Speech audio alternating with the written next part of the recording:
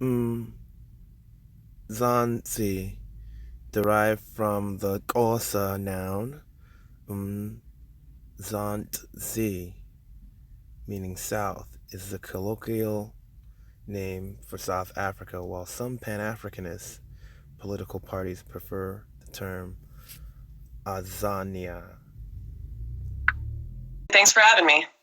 Of course, it's a grim topic, but we need to stare at it as what's going on currently in South Africa and, I guess, address people's concerns about the declining population of whites in the West compared to other cultures, other races, other ethnicities, other religions, for a possible glimpse what happens when whites slide into the minority. So, where did you first hear about what was going on in South Africa, and what piqued your interest most? It was probably about a year ago. I started kind of hearing whispers online. Nothing in the mainstream media, nothing on the news. It was just kind of tweets here and there, people saying, Lauren, you got to check this out. You got to check this out. Murder here, massacre here. And I just little whispers of a growing problem in South Africa. And I decided to contact someone you actually have had on your show before, Simon Roche, the head of a group called Sightlanders, who are the largest non-military defense force in the world, I believe. Amid all that's going on, President Trump has decided to wade into South African race politics. While evidently watching cable news last night, the president tweeted at one network, quote, I've asked Secretary of State Pompeo to closely study the South Africa land and farm seizures and expropriations and the large-scale killing of farmers. South African government is now seizing land from white farmers. South Africa is currently considering a plan to allow land seizures without compensation as a way to address old apartheid policies. And statistics show that violence against South African farmers is actually drastically decreasing. Per the South African Mail and Guardian, this is all part of a racist conspiracy theory that has long been a rallying cry among white nationalists, and the roots of it can be traced back to an extremist, far right-wing group who describes itself as preparing for a coming violent race revolution to prevent a, quote, white genocide. The group has reportedly met with far-right groups and media contacts in the U.S. in an effort to garner support.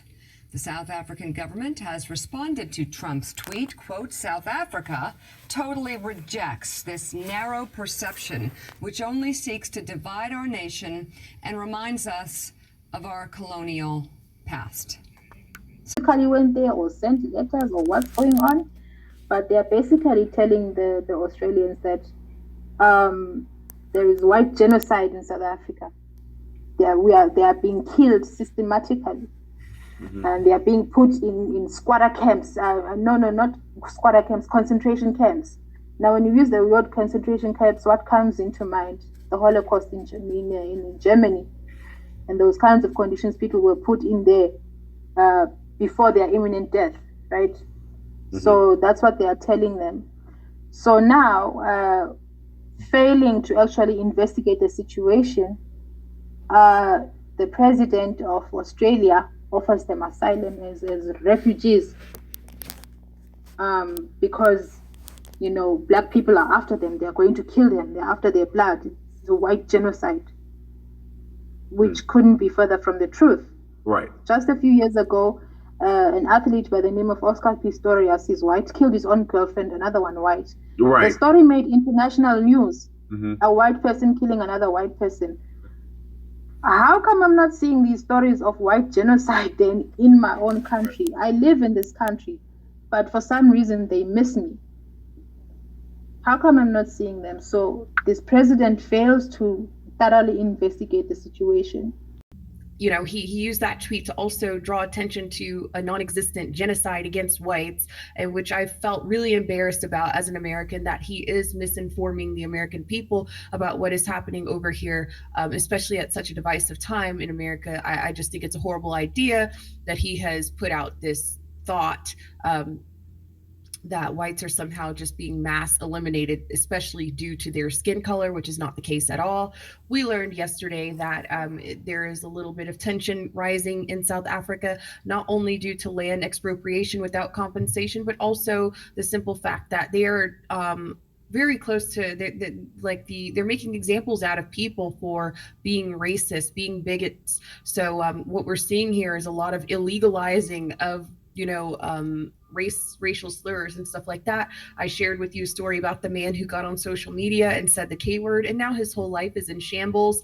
And I basically expressed to you that Donald Trump is basically setting out to undermine what he is seeing happening here in South Africa just by simply misinforming the world. So that's that. We also talked about how that most farm killings are not due to race. And here I'm going to screen share this tweet from another fellow South African, a white South African, because I know people think like, oh, you have a motive by saying this, you're just black and you just think that, because it's not happening to you, it's, not real, or you're just being a jerk or whatever. No, I'd like to take this moment to share with you a tweet from a South African. And it says here, "Dear #Americans, I am a white South African living in South Africa. I promise you the government is not taking white-owned land, nor is there a white genocide being perpetuated here. Your president is a fucking loon. Thanks." His name's Matt Horn. So just so we're clear, you've heard it here from a white South African telling you, confirming everything I told you guys yesterday. For those of you who just don't believe it, or you just want to believe the lies that Donald Trump says, here it is in black and white from a South African, and there are plenty more tweets like this. All you have to do is see for yourself. This man is saying he doesn't, he's not claiming to be any victim of genocide here in South Africa, and he doesn't feel like, his freedom and his land ownership is going to be threatened by land expropriation. But you see, this is what happens when you have a misinformed president getting on the internet, just talking out the side of his neck, just to wreak havoc, just to undermine the system, just to undermine the excellence of what South Africa is trying to do. That's the first thing I'd like to say. We have people attesting to the fact that there is no issue. White people telling you, what is he talking about? This is not real.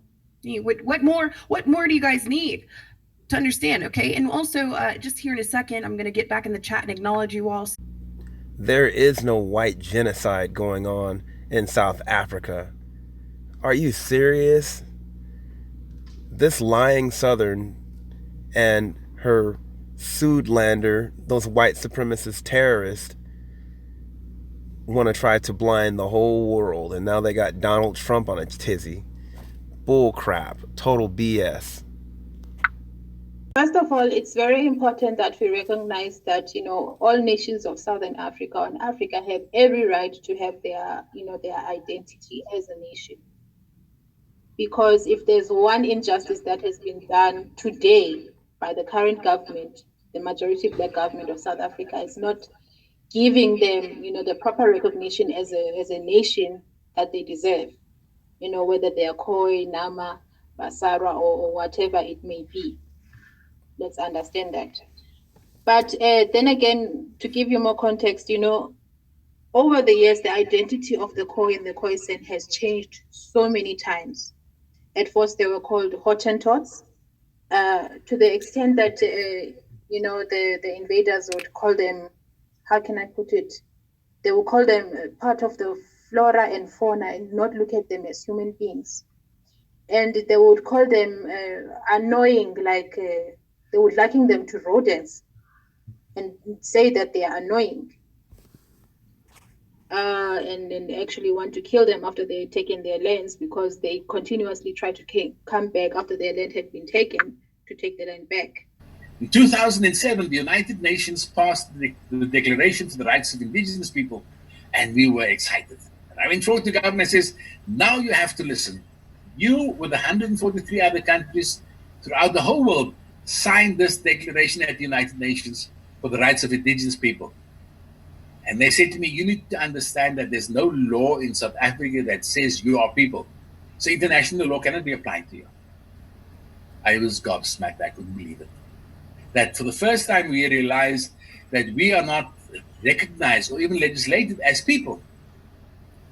And we are 4 million people in South Africa, which means we are 4 million invisible people. Me and you are Africans. And this land you are referring to, and the whole of Africa, was one thing until the colonialists came to divide us. So you must never see yourself as being something different from what I am. Otherwise, you are inviting self-isolation. We, the black African majority and the Khoisan, were one thing. And we are the only ones who can speak with authority about the Africa, the continent of African majority. So don't take away, I'm not from Europe. My ancestors are not from Europe. This Africa belongs to Africans, and that's what the Khoisan are. Don't isolate yourself, my sister. This solidarity will help us to defeat colonialist and apartheid legacy. Let me give you a weather forecast here. Blue skies, beautiful day, amazing sea, and not one cafe in sight. Fucking heaven on earth. You cannot beat this. You cannot beat this. Twitter and other social media networks. I can't confirm exactly when it started doing the rounds, but we only know that since yesterday the video went viral. We also can't confirm exactly where he took the video, but we've given the police all his contact information. We have the pig's ID number. He name called us, so we can name call him. In fact, name calling him is the least we can do. We can't confirm, his safety and all of that, because all his information is now publicly known. His company's headquarters is here in Kew. We've given the police the physical address. We've given them all information that we have related to him. We also have names of his partners. There's 5 directors that he has in the company that they own the smokehouse and grill through. What the EFF will not tolerate in the course of us fighting for economic justice, because we are done now with the reconciliation discussion. We don't want reconciliation. You can't rape a person and apologize. When you rape someone, you must first go to jail, do your time, come out and apologize. Likewise, white people must just give us back our land. We are following the constitutional processes. We are doing everything in our power to prove that we are law-abiding people and that our organization respects the Constitution of South Africa by participating in all the public participation processes for the Constitution to be reviewed so that Section 25 can be amended progressively to permit Africans to get back their land in South Africa. Now, while we are fighting that struggle, we are hoping and praying that white people get the message that any other injustice beyond the land and economic inequalities that we have to endure as Africans, we are not going to tolerate name calling. We are not going to stand by and allow any white person feeling the privilege they've endured over 376 years at our expense. We are not going to be tolerant of being called the K word or any other name. We're not going to tolerate and stand by while white people humiliate our people on a daily basis. We know that white men are raping domestic workers behind the security of their privileged walls. Now, unfortunately, we don't get a lot of those cases thanks to the very useless criminal justice system, which are the police, the NPA, and the courts.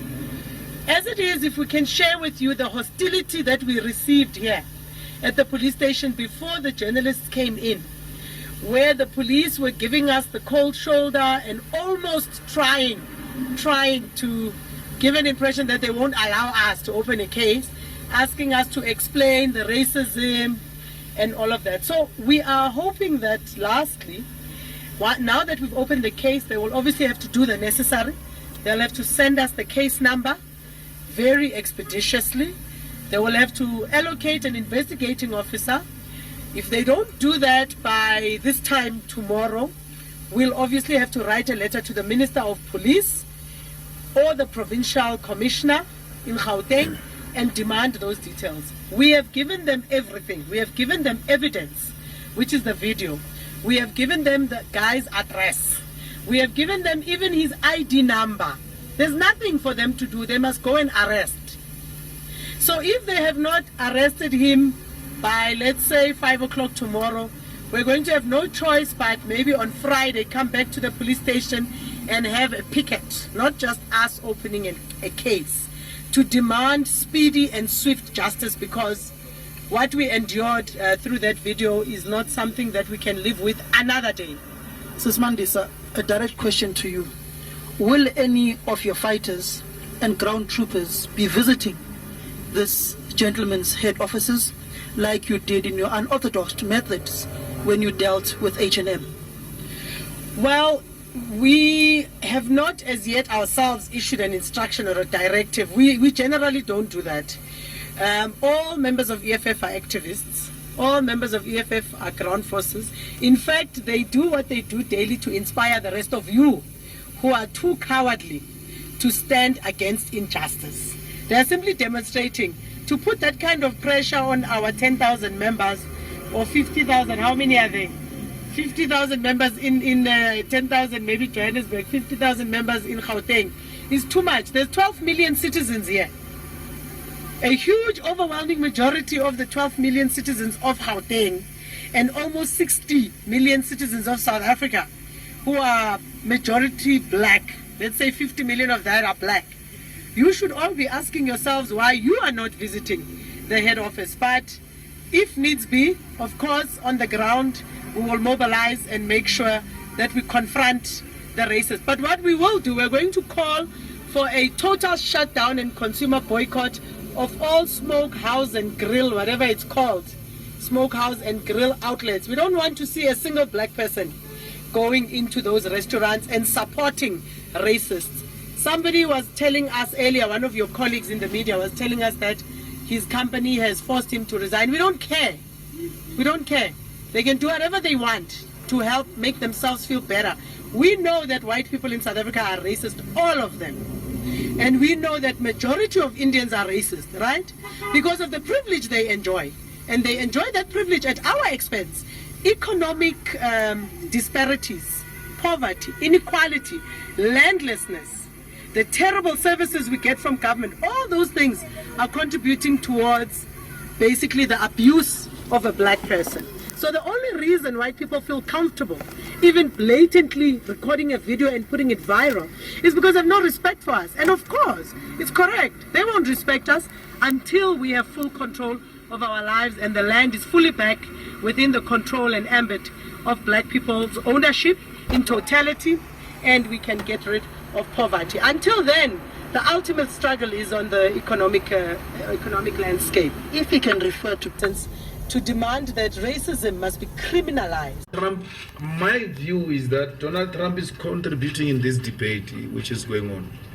And in the process of contribution, Donald Trump made a similar contribution that were made by white people, all of them, in the hearings, in the public hearings. Donald Trump is not saying anything we have not heard from white people in all the hearings. I even commented and said, I'm still to meet a white person who support expropriation of land without compensation. So why are you shocked? I see leaders of the EFF and everybody responding to Donald Trump. I don't have time for nonsense. I expected this. And more backlash is going to come.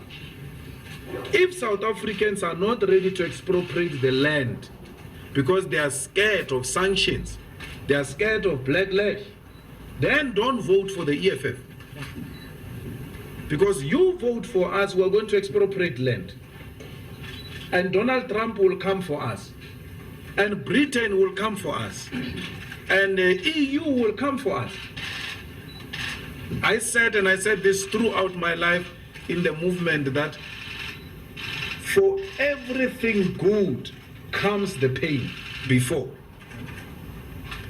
If you're not prepared, South Africa, to take the pain then forget about the land. Donald Trump has not said anything extreme. Things are still going to come.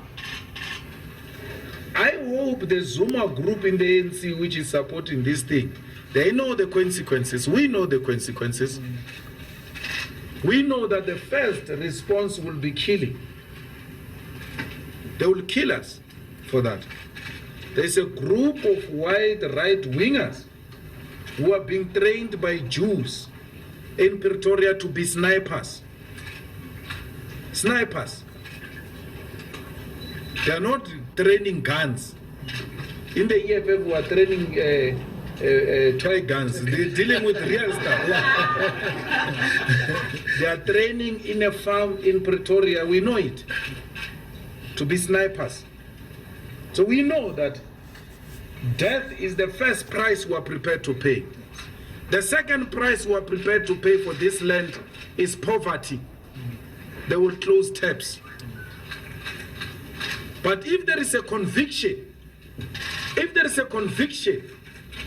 and not sloganeering and public opinions, then we must be prepared for everything.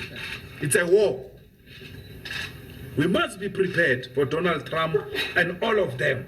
We're not scared of them. We remain unshaken.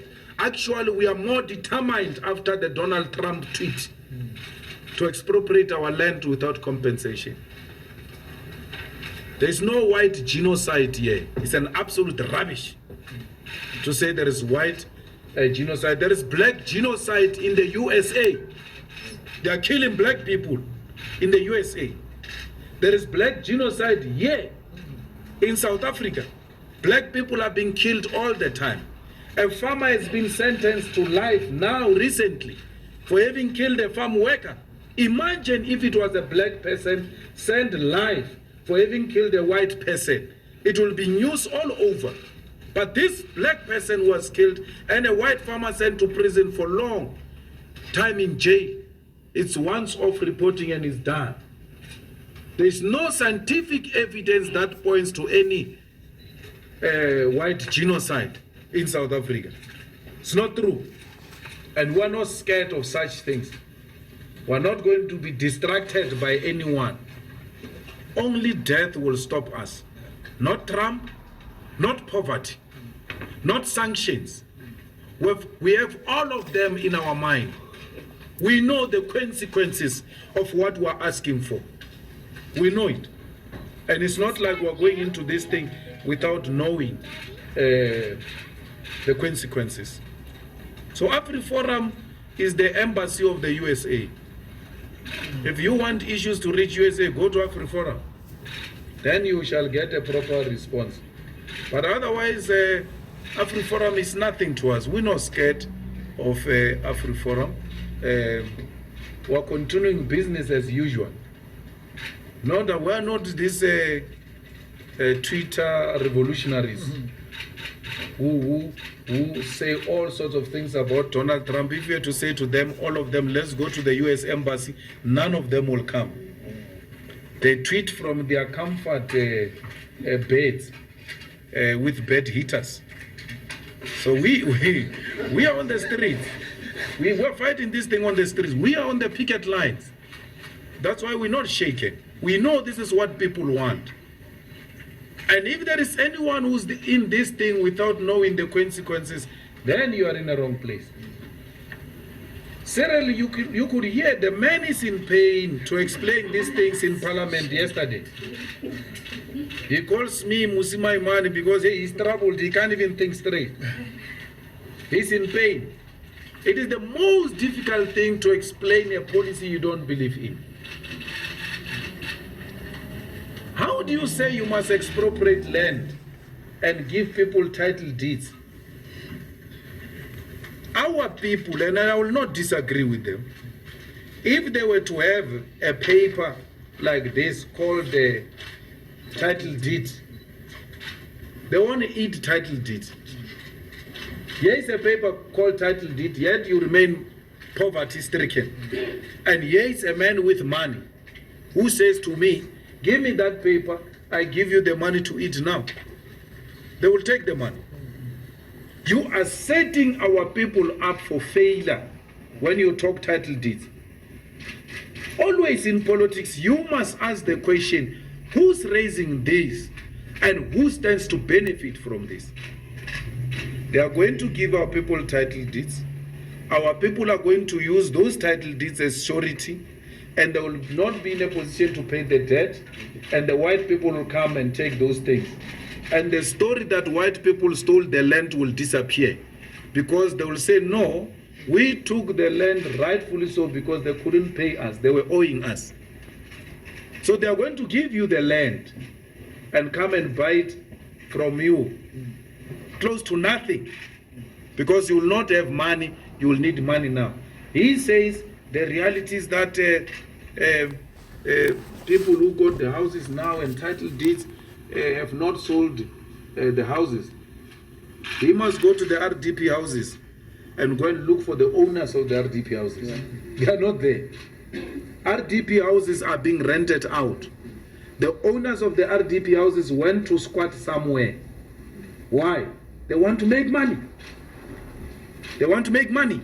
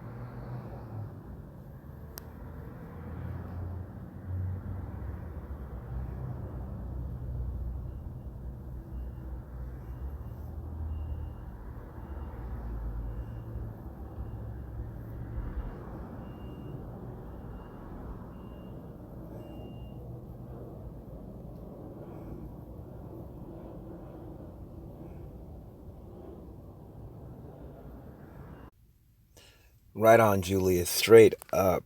Straight up, man. This man is no joke. And it's just like, man, dude. I that speech, like, I can't say anything after that speech.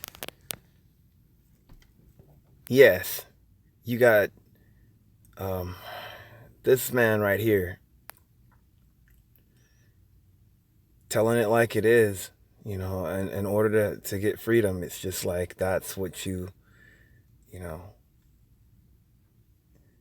have to do. It's like that ex-Klan quote, freedom or death, or it's just like, when you're really willing to put your life on the line for the freedom of your own people, just the freedom, period, the autonomy, the black autonomy. That's what I look at black autonomy as. Black autonomy is all about freedom, and that freedom is something that is legit when it comes to living. You gotta live. It's so messed up. You got liars like Lauren Southern, or Lying Southern as I would call her, that talking about all this white genocide with her staged documentary. And her, white supremacists have always lied no matter what. Richard Spencer doesn't care because he said it. I'm glad he's outing not only himself, but others. It's not about morals. It's about winning with these bastards. And you know what? It's a shame. It's funny. They always talk about how childish we are and how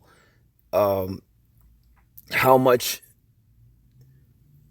violence we spread, but they never look at anything that they do.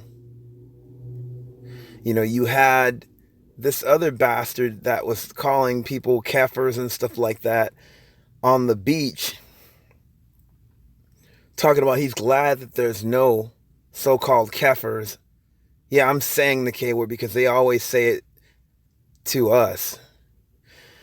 Glad that there's no kafirs on the beach. The thing is, why are you there? All of you white supremacists are a trip. You always talk about how people are coming into your land, but you're the first globalist. You're the first globalist to go around the world, basically raping the whole world, but don't want any race mixing.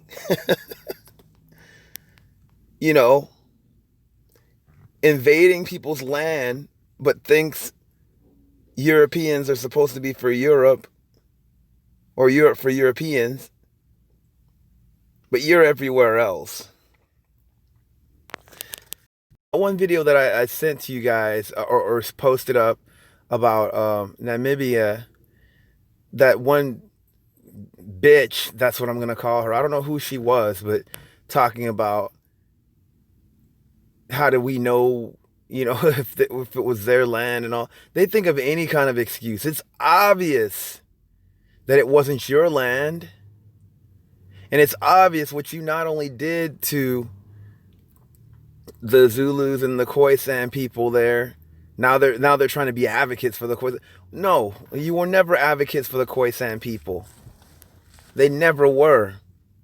They just try to use that to get over on the so-called Bantu person, to basically use that as an excuse for them colonizing where they are. Why don't you go back to where your ancestors came from? Of course they don't care. And you know what? The EFF is heroes to me. Yeah, you don't tolerate them with words.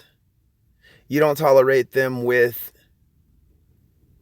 their actions either.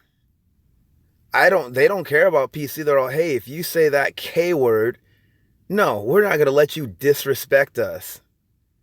And they shouldn't. They're definitely teaching us over here in the West, man. I know that for sure. It's like I can't say anything after the speech. Anyways, shout out to Julius.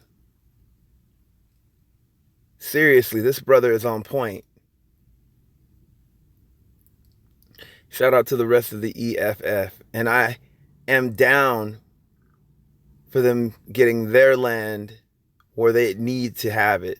Free from the colonizer. Get that land back, man. Black power, black autonomy.